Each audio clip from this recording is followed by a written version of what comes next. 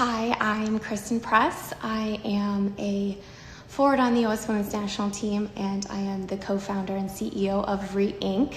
And I am so honored to be here today doing live with all of you wonderful people. I had the distinct honor of having breakfast with Deepak about a year ago before I left for the World Cup, and the impression that he made on me stays with me always. He is an advisor to our company, Inc., and he has kind of instilled this idea in our company that we've translated and turned into kind of our company motto, which is his idea of synchro destiny. And for us, to just oversimplify it, I think the lessons of Deepak have just taught us as a company to always be looking for the good, and to believing that if you look for the good, you'll find the good. So that is the little treasure that I've taken from my time with Deepak and carry with me as a leader of this brand. But today I'm here to talk to all of you guys about willpower to succeed. And I'm excited to share kind of my personal story of dreaming of being on the U.S. Women's National Team and what that looked like for me, and the power and importance of self-love and self-care, and how that played a role in my career. So like all stories, it starts with my family, growing up in Southern California, being a soccer player, and just dreaming of the day where I could, put my country's flag around me and represent them on the highest stage. I think as a child, playing soccer is about fun and freedom and ease. And for me, growing up the middle of three, I have a typical American middle child syndrome where I was very, very eager to get my parents' and my peers' approval and that external validation. So soccer went from being fun and something that I did in my spare time to being the primary source of validation in my life. And I quickly went from a child playing in the grass to, a middle schooler and a high schooler that was, anxious about making the national team and anxious about being recruited to college. And, my identity got really wrapped up in the idea that if I won a game, I was a winner. And if I lost a game, I was then a loser. And it created a real pressure pocket around me. And you start off for the love of the game. And I remember feeling in high school and college that it wasn't even that I lost my love of the game, but I guess somewhere along the way, I started to love to win more. And then when, I would face adversity and not win, I didn't love it at all. If you're so tied to the result, then you can really, lose where you started and kind of the natural beauty of the game.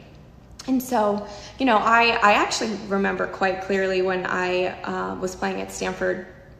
From the outside, I had an amazing college career, and I scored a lot of goals, and we won a lot of games. And I think many people would look at that and say, like, wow, she had a very successful career. But I actually consider that time that I played one of the hardest of my life, and probably the least successful in the way that I define success now, which is joy and contentment.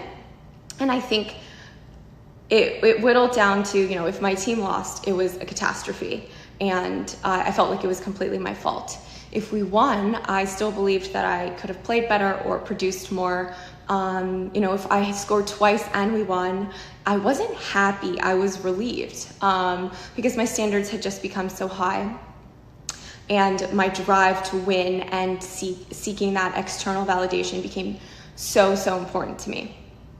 And it was in 2012 that my life and my game totally changed.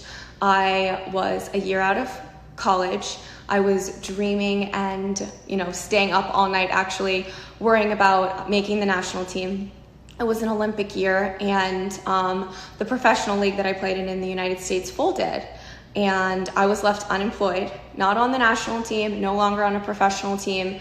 And we were 6 months out from the Olympics. And so my shots of making that Olympic team seemed slim to none. And so after, probably 4 going on 10 years of stressful soccer playing, trying to make it to that level, I got the news that the league folded, and I really thought to myself, this is the end. This is the end. I'm not going to make it.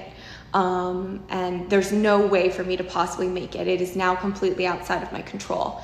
And in that moment, I let go, because I thought there was no place for me to try out, no team for me to play for. I let go of my goal of making the national team and making that Olympics.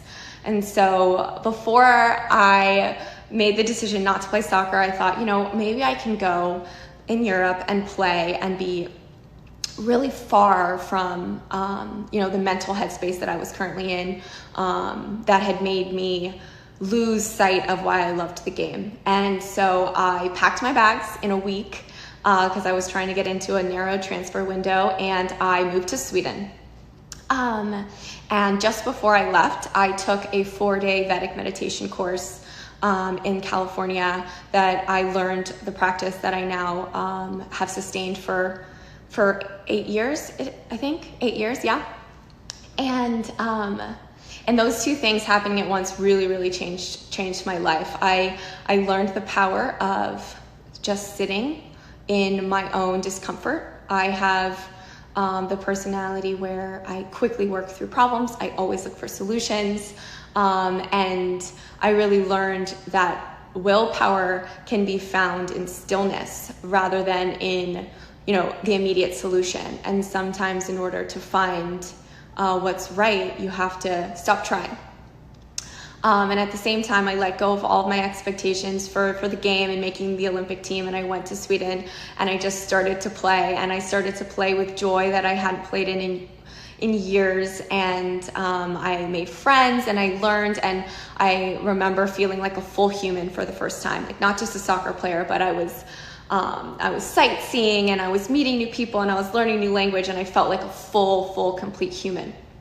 And, ironically, the story goes that I actually was seen by the U.S. Women's National Team coach when I was playing in Sweden, and I actually got called up to the national team in April of 2012, so just 3 months after I left. After having played, for 10 years in the United States, trying out for the national team, it wasn't until I really let go of that dream and moved far away until I guess I was ready. And I've played on the national team consistently since then. But what I take mostly from that story and experience is that if I don't actively, consciously, intentionally remember the why and ground myself, I can really lose sight of what I'm doing. And with that, it actually takes away from my success. So the simple expression, true control, is letting go. If you really, really want something, you have to let go of that desire and that attachment. And you'll see that the world is quite abundant and it will naturally flow back to you. And so I let go of that dream to play for the national team, and I finally made it. And, as all stories go, as soon as you make that milestone, that dream, it becomes a memory, and you have the next dream.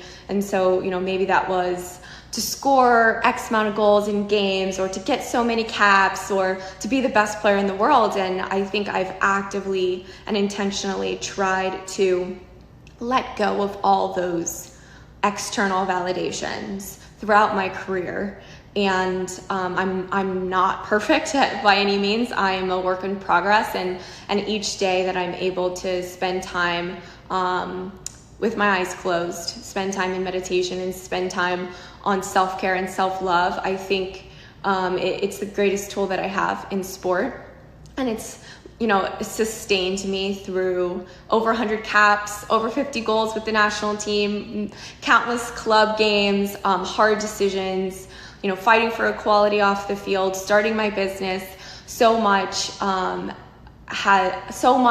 my life has been a result of the discipline, and that's really what willpower means to me. It actually means discipline to let go of what you are in any moment for what you could be.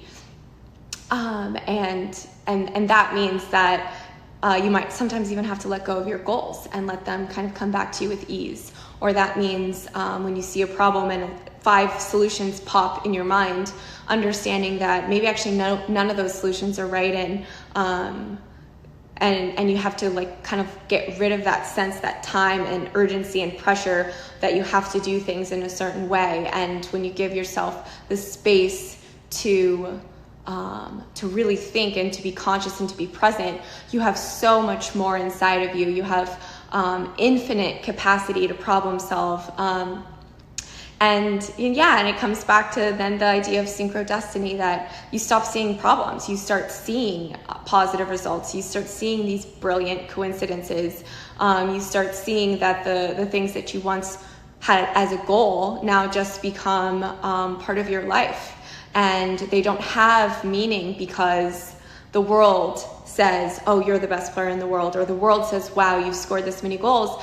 But the true meaning is in the lesson of how to get there, and what it means to you. And that has just been so valuable to me in my life and my journey. So I wanted to share that all with you today. So thank you for listening to me. Thank you to the Chopra team for having me on, and I look forward to hearing from you guys, and talk to you soon.